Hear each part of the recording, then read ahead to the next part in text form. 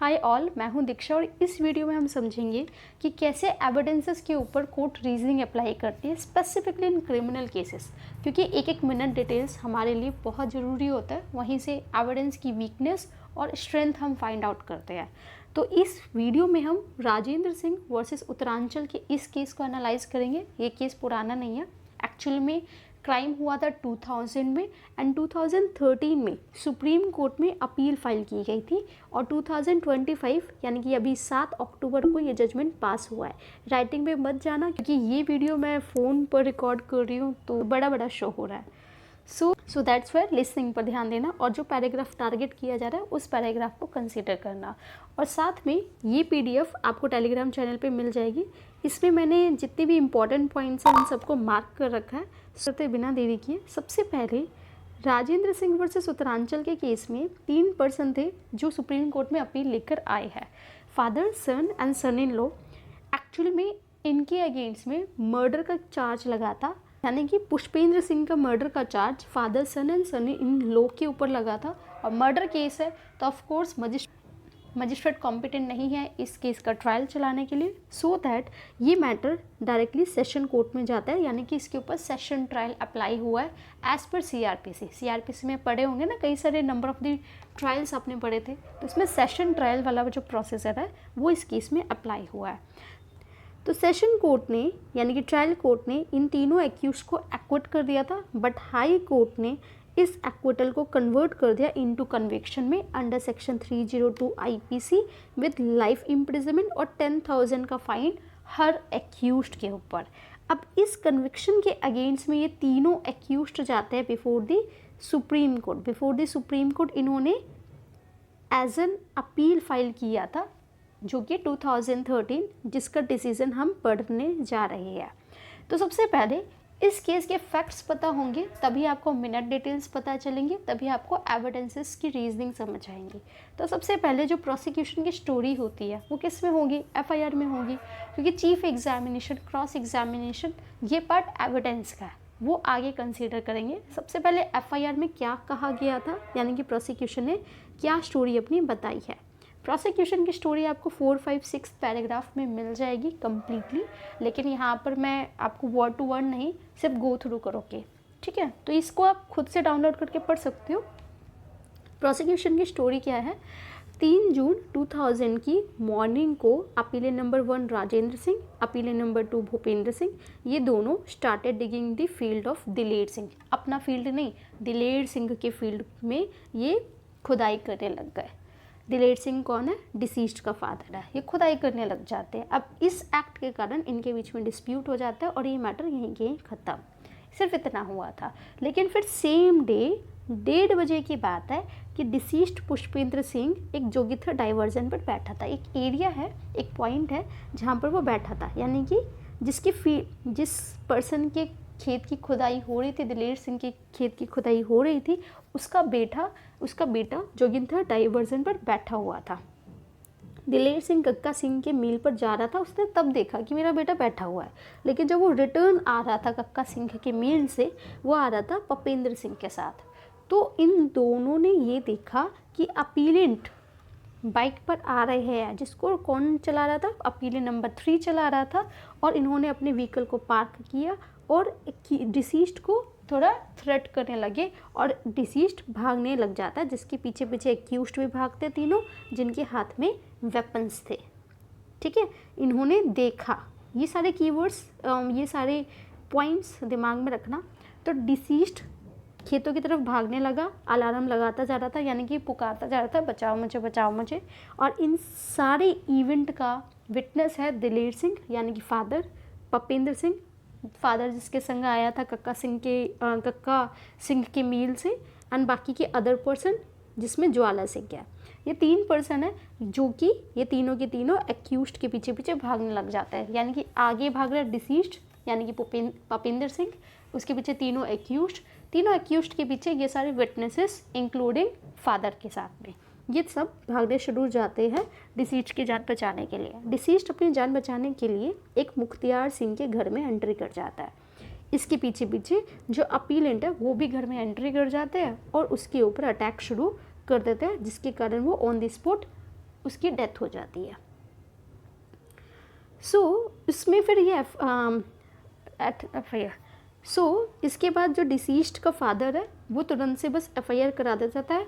FIR करा देता है 250 पर अंडर सेक्शन 302 IPC, यानी कि मर्डर, जो कि आज के टाइम में 103 सबसेक्शन 1 BNS है, और इसके साथ में 34 भी लगता है। तो इतना था बस FIR में। पर इन्वेस्टिगेशन में क्या हुआ, पंचनामा रेडी हो गया, विटनेस की स्टेटमेंट रिकॉर्ड हो गई 161 CRPC, साइट प्लान बन गया। साइट प्लान मतलब मर्डर कैसे किया गया होगा, किस तरीके से, कौन सा, मतलब वो जो क्राइम सीन वाला पार्ट था उसको रेडी किया गया, डेड बॉडी को पोस्टमार्टम के लिए भेज दिया गया। सो ये सब कुछ हो चुका है। नाउ इसके साथ साथ में अरेस्ट भी इन लोगों ने किया। अपीलियन नंबर 1 और 2 को, अपीलियन नंबर 1 और 3 इन दोनों को अरेस्ट कर लिया गया।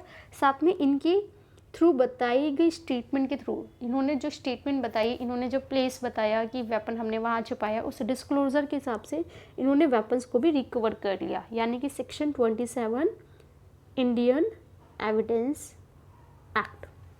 ठीक है, इसके साथ में जो एक और एक्यूज था उसको भी अरेस्ट कर लिया, और उसके एविडेंस को और उसकी वेपन को भी कलेक्ट कर लिया उसकी डिस्क्लोजर के हिसाब से।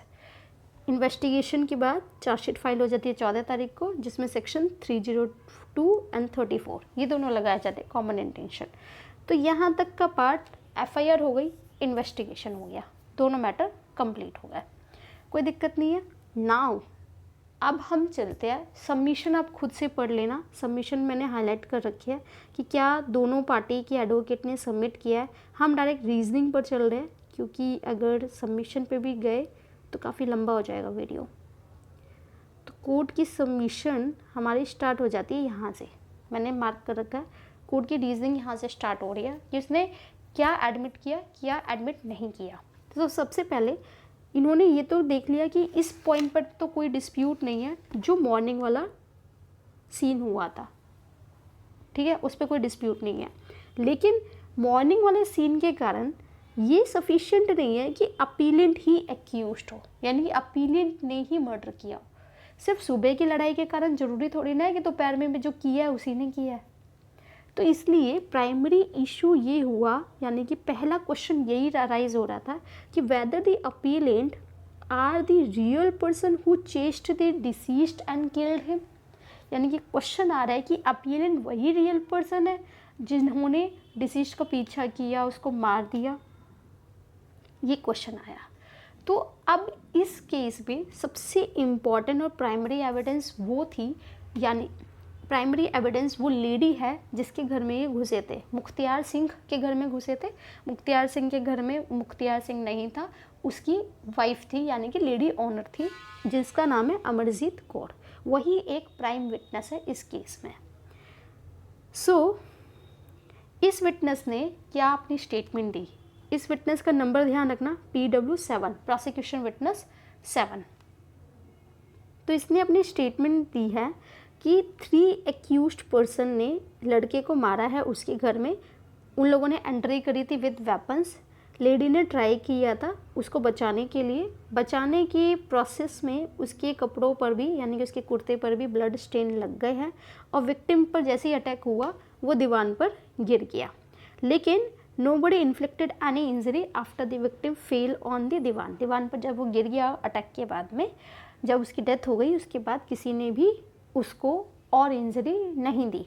ये सारे छोटे छोटे से कीवर्ड्स है, की पॉइंट्स है, और इन्हीं में से लूज एंड स्ट्रेंथ पॉइंट ढूंढा गया है, तो इसलिए मैं ये सब पॉइंट हाईलाइट कर रही हूँ। ठीक है, तो विक्टिम के फादर और बाकी के अदर पर्सन जो एक्यूज्ड के पीछे पीछे भाग रहे थे, जो विटनेसेस जिनको हम कह रहे हैं, ये सारे लोग आते हैं with in half an hour. कब हाफ एन आवर? जब अजाइलेंट डिपार्चर हो जाते हैं, यानी कि एक्यूज्ड मर्डर करके भाग जाते हैं। उनके भागने के आधे घंटे के बाद में ये आते हैं। तो पुलिस जो है उस लेडी का जो कुर्ता जिसमें खून हो गया था वो, और जो दीवान का बेडशीट था उसको लेके चले जाते हैं, उसको सीज कर लेते हैं, यानी कि ठीक है। नाउ अब अगर आप स्टेटमेंट देखो तो अच्छा, एक चीज़ इसने बहुत हाईलाइट बोली है, इसने हाईलाइट पॉइंट ये किया है कि she didn't know the name of the accused person. इसको उन एक्यूज्ड का नाम नहीं पता था, तो इसलिए कोर्ट ये बोल रही है कि उसके हिसाब से एक अननोन पर्सन है, तो जब वो अननोन पर्सन है तो वो आइडेंटिफाई नहीं कर पा रही है। अब हो सकता है, अब यहाँ पर आप सबके दिमाग में आ रहा होगा टीआईपी के रिगार्डिंग अभी आगे पता चलेगा, उन्होंने कंडक्ट नहीं कराई है हालांकि, ठीक है। तो कोर्ट ने कौन कौन से पॉइंट हाईलाइट किए? कोर्ट ने देखा अननोन पर्सन है उस लेडी के लिए, ये सारे विटनेसेस जितने भी थे ये हाफ एन आवर के बाद में आए थे, तो लेडी को जब नाम नहीं पता तो वो आइडेंटिटी डिस्क्लोज नहीं कर पाई। सो अब पुलिस की नेग्लिजेंसी ये रही है कि उन्होंने टीआईपी नहीं किया, ये पुलिस की नेग्लिजेंसी। लेकिन स्टेट काउंसिल ने भी कंफर्म नहीं किया ट्रायल के टाइम पर उस PW7 से कि क्या ये अपीलेंट वही है जो एक्यूज्ड है, यानी कि इन्होंने ही मर्डर किया, ये भी नहीं पूछा। तो कोर्ट को अब कंफर्म हो गया कि अब तो ये क्लियर है, ये डाउट है कि भाई जिन लोगों ने मर्डर किया है, क्या ये कि जिन लोगों ने मर्डर किया है वो लोग अपीलेंट ही है क्या? अब ये बहुत बड़ा क्वेश्चन आ गया। इसके लिए अब PW7 की जो स्टेटमेंट है वो आपने देख लिया, उस लेडी को नाम नहीं पता, टीआईपी हुई नहीं है, दैट मीन्स आइडेंटिटी डिस्क्लोज नहीं हुई। नाउ PW1 की स्टेटमेंट देखेंगे। तो प्रोसिक्यूशन ने अब कोशिश किया कि PW1 एंड PW2 इन दोनों की स्टेटमेंट के थ्रू स्टैब्लिश कर सके आइडेंटिटी को। तो सबसे पहले PW1 का चीफ देख लो। चीफ में क्या कहा उसने, वही सेम FIR वाला पॉइंट है। 3 जून को 1:30 बजे मैं जब कक्का सिंह के मील से आ रहा था, मैंने देखा कि डिसीज्ड जोगिथा डाइवर्जन पे बैठा हुआ था। तीनों एक्यूज्ड आए वेपन्स के साथ में, उन्होंने अपना व्हीकल पार्क किया। व्हीकल पार्क करके वो थ्रेट करने लगे बेटे को, और बेटा भागना शुरू कर देता है खेतों की तरफ। तो उसके पीछे पीछे जो एक्यूज्ड है वो भी वेपन्स के साथ में भागने लग जाते हैं, और बेटा पुकारता जा रहा था सेव मी। और उसने भी देखा, उसके ब्रदर इन लॉ यानी कि भूपेंद्र सिंह ने भी देखा। तो ये भी एक्यूज्ड के पीछे भागने लग गए बेटे को बचाने के लिए। साथ साथ में ज्वाला सिंह भी इनको फॉलो करने लगा, यानी कि कई सारे विटनेस आ गए, बच्चन सिंह, भगत सिंह, कई सारे विटनेस आ गए। इन्होंने देखा कि डिसीज्ड जो है यानी कि पुष्पेंद्र सिंह मुख्तियार सिंह के घर में एंट्री कर चुका है, एंड एक्यूज्ड ने भी उनके घर में एंट्री कर लिया। और इन्होंने ये भी देखा, ये पॉइंट इम्पॉर्टेंट है, उन्होंने ये भी देखा कि अपीलेंट ने बेटे के ऊपर वेपन से अटैक किया, बेटा दीवान पर गिरा और इंजरी के कारण उसकी डेथ हो गई है, और अपीलेंट फिर उसके बाद भाग गए क्राइम सीन से। ठीक है, नाउ अब क्रॉस एग्जामिन के टाइम पर उसने ये बात एडमिट की है, यानी कि दिलेर सिंह ने एडमिट किया है कि जो ये पॉइंट है ना जोगिथा डाइवर्जन, ये 1.5 किलोमीटर है घर से, और वहाँ पर सिर्फ 3 से 4 दुकान है, और मुख्तियार सिंह का घर 1.25 किलोमीटर है। और इंसिडेंट के टाइम पर बहुत सारे लोग ऑलरेडी फील्ड में यानी कि खेत में काम कर रहे थे, जिन्होंने अपीलेंट को बेटा का पीछा करते हुए देखा था, भागते हुए देखा था। और उसने ये भी बताया कि वो सिर्फ 40-50 कदम ही दूर था जब बेटे ने मुख्तियार सिंह के घर में एंट्री करी थी। ठीक है, लेकिन अभी लेडी की स्टेटमेंट याद है, आधे घंटे बाद आए थे। तो इन्होंने ये भी बोला कि अपीलेंट ने बेटे के ऊपर अटैक किया विद वेपन्स, इवन जब वो दीवान पर गिर गया उसके बाद में भी वो बार बार हिट करते रहे, स्पेसिफिकली हेड पर अटैक करते रहे, वो भी 1 मिनट तक। अमरजीत कौर यानी कि उस लेडी ओनर ने बचाने की कोशिश करी थी, इस प्रोसेस में उसके कपड़े खून में हो गए, एंड देन दिलेर सिंह ने अपने बेटे को गले लगाने के प्रोसेस में भी उसके भी कपड़े खून में हो गए। तो और इवन पुलिस स्टेशन भी वो उन्हीं कपड़ों में गया था। तो अब कोर्ट ने ये कंसीडर किया कि PW1 एंड PW7 की स्टेटमेंट को अगर आप मैच करोगे तो काफ़ी कॉन्ट्राडिक्शन आपको मिल रहा है। अब कोर्ट जब कॉन्ट्राडिक्शन हो रहा है तो कोर्ट ने देखा कि अब किस पर रिलाई करना चाहिए। रिलाई करने के लिए कोर्ट ने बोला कि PW7 एक इंडिपेंडेंट विटनेस है, उसका कोई बेनिफिट नहीं है, यानी कि वो लेडी एक इंडिपेंडेंट विटनेस है और उसका जो स्टेटमेंट है वो ट्रस्टवर्थी और नेचुरल लग रहा है। तो कोर्ट ने बोला कि इसके ऊपर रिलाई करना ज़्यादा सेफर है। स्पेसिफिकली जब एक डिसीज्ड का फादर और बाकी के विटनेसेस आधे घंटे के बाद आए हैं, तो इसका मतलब वो आई विटनेस तो है ही नहीं। तो आई विटनेस सिर्फ और सिर्फ PW7 है, और जो कि ट्रस्टवर्थी है, उसी के ऊपर हम ट्रस्ट कर सकते हैं, रिलाई कर सकते हैं। तो ये क्लियर हो गया कि PW1 इंसिडेंट होने के बाद उस घर में यानी कि क्राइम सीन पर पहुंचा था। तो जब वो एक्चुअली में उसने देखा ही नहीं, तो वो एक्चुअली में आई विटनेस है ही नहीं। ठीक है। साथ में कोर्ट ने एक और थोड़ा सा अननेचुरल कंडक्ट भी नोटिस किया। कोर्ट ने बोला कि सेकेंडली कि PW1 ने ये क्लेम किया है कि उसके जब बेटा उसका दीवान पे गिर गया, उसने गले लगाया, उस प्रोसेस में उसके कपड़ों पर भी खून के निशान लग गए, तो उसने अपने खून के कपड़े पुलिस को दिए ही नहीं इन्वेस्टिगेशन के लिए।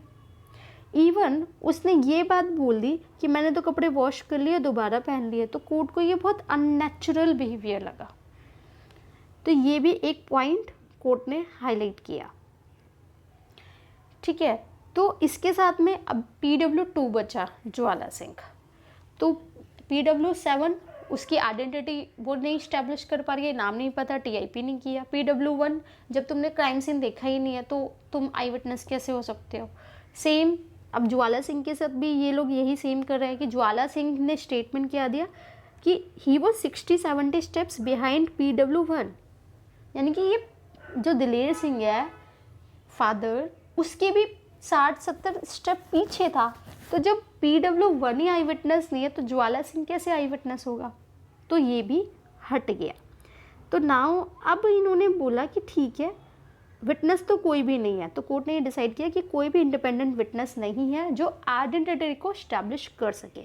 ऐसा कोई विटनेस इन्होंने बुलाया नहीं है जो कि PW1 एंड PW2 की स्टेटमेंट को कोरैबोरेट यानी कि मैच करा सके। सिर्फ PW7 पर इसलिए हम रिलाई कर रहे हैं। स्टेट काउंसिल का ये कहना है कि they took the police to the place where they hide the weapons, यानी कि स्टेट काउंसिल कह रहा है कि एक्यूज्ड उस जगह पर पुलिस को लेके गया जहाँ पे उन्होंने वेपन्स को छिपाया, by which they committed the offence, उन वेपन्स जिससे उन्होंने क्राइम को कमिट किया था। तो ये इंडिकेट कर रहा है कि अपीलेंट्स एडमिट कर रहे हैं कि उन्होंने ही क्राइम किया था। बट कोर्ट ने ये एक्सेप्ट नहीं किया। क्यों एक्सेप्ट नहीं किया, इसका रीज़न है, देखो आ जाओ।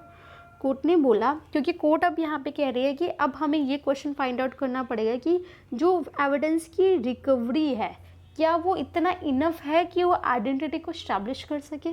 तो कोर्ट ने इस चीज़ के रिगार्डिंग ये बात बोली कि जो एविडेंसेस निकले हैं वो उनकी स्टेटमेंट के थ्रू ही डिस्कवर होके निकले हैं, लेकिन पुलिस ऑफिसर ने कोई एफर्ट्स नहीं डाले कि वेपन्स पर जो ब्लड लगा है तो मैच कराने के लिए पुलिस ऑफिसर्स ने कोई एफर्ट नहीं किया। वेपन्स को फॉरेंसिक एग्जामिनेशन के लिए भेजा गया बट कोई रिपोर्ट अभी तक प्रोड्यूस नहीं की गई है।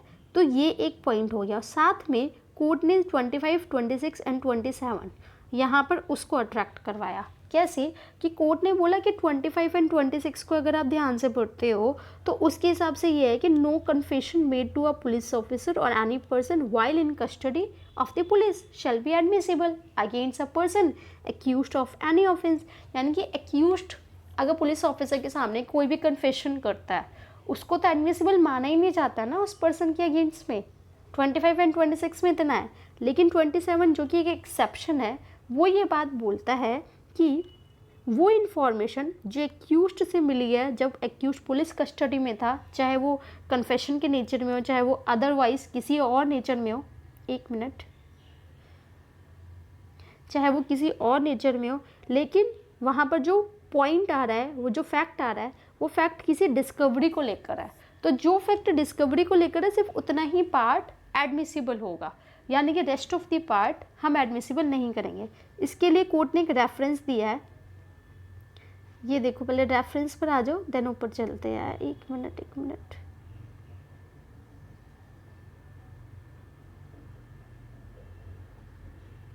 हाँ, पुलुकुड़ी कोटाया इसका रेफरेंस दिया कोर्ट ने, जिस केस में प्रीवी काउंसिल ने क्या हेल्ड किया कि information supplied by a person in custody such as I will produce a knife concealed in the roof of my house। अगर accused ये information बोलता है ये फैक्ट बोलता है कि मैं उस नाइफ़ को प्रोड्यूस करता हूँ जो नाइफ़ मैंने घर की छत पे छुपाया है। तो यहाँ पर ये स्टेटमेंट सिर्फ डिस्कवरी को लेकर है, नाइफ़ के डिस्कवरी को लेकर है, तो ये पार्ट एडमिसिबल होगा। बट इसका मतलब ये नहीं के लिए वही वेपन यूज़ किया गया है। तो कोर्ट ने यही बोला कि but whether the knife is prove to have been used in the commission of an offence is another question. Knife की डिस्कवरी तो हो गई है, लेकिन उसी नाइफ से मर्डर किया गया, ये एक अलग क्वेश्चन है।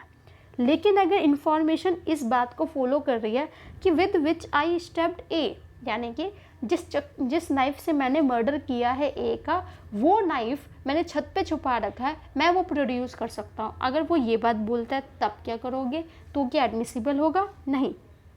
तो अगेन इस केस में बोला कि ये वर्ड्स इनएडमिसिबल होंगे जो डिस्कवरी से रिलेट है ही नहीं। जितना पार्ट डिस्कवरी से रिलेटेड होगा, जितना पार्ट डिस्कवरी से रिलेटेड है, सिर्फ उतना पार्ट एडमिसिबल होगा अंडर सेक्शन 27, क्योंकि बाकी का पार्ट जो कन्फेशन टाइप का है वो सारा 25 एंड 26 के हिसाब से प्रोहिबिट कर रखा है। और इसी को आगे कंटिन्यू करते हुए एक और केस का रेफरेंस दिया, मंजुनाथ वर्सेस कर्नाटका का केस। इसमें so much of the information, यह भी रिसेंट का केस है। कोर्ट ने ये बोला कि एक फैक्ट जितना डिस्कवरी से कनेक्टेड है उतना ही पार्ट वो एडमिसिबल होगा, rest of the information exclude कर दी जाएगी। यानी कि जितनी इंफॉर्मेशन डिस्कवरी से रिकवरी से कनेक्टेड है उतना एडमिसिबल होगा, बट बाकी का जो इंफॉर्मेशन है उसको नहीं माना जाएगा। कोर्ट ने यही कंक्लूजन निकाला कि अपीलेंट की आइडेंटिटी स्टैब्लिश नहीं कर पा रहा है, ना कोई वेपन कर पा रहा है, ना ही कोई विटनेस स्टैब्लिश कर पा रहा है। तो इसी के कारण कोर्ट ने फिर फाइनली कन्विक्शन था, उस कन्विक्शन को एक्विटल में कन्वर्ट कर दिया और एक्यूज्ड को बेनिफिट ऑफ डाउट मिलने के कारण उसको एक्विटल यानी कि केस से फ्री कर दिया। तो इस केस का आउटकम आपके हिसाब से क्या मिल रहा है कि इन्वेस्टिगेशन में एक एक बड़ी पॉइंट कितना इम्पोर्टेंट है। सिर्फ छोटी छोटी गलतियों के कारण कि यहाँ पे टीआईपी नहीं हुआ, अगर टीआईपी हो जाता तो कितना, सिर्फ एक छोटा सा प्रोसेस हो जाता तो कितना बड़ा इम्पैक्ट आपको देखने को मिल रहा है। तो इन्वेस्टिगेशन का एक एक पार्ट इसलिए क्रूशियल होता है। बाकी अदर आउटकम आपके हिसाब से क्या मिल रहा है आप कमेंट बॉक्स में मेंशन कर सकते हो।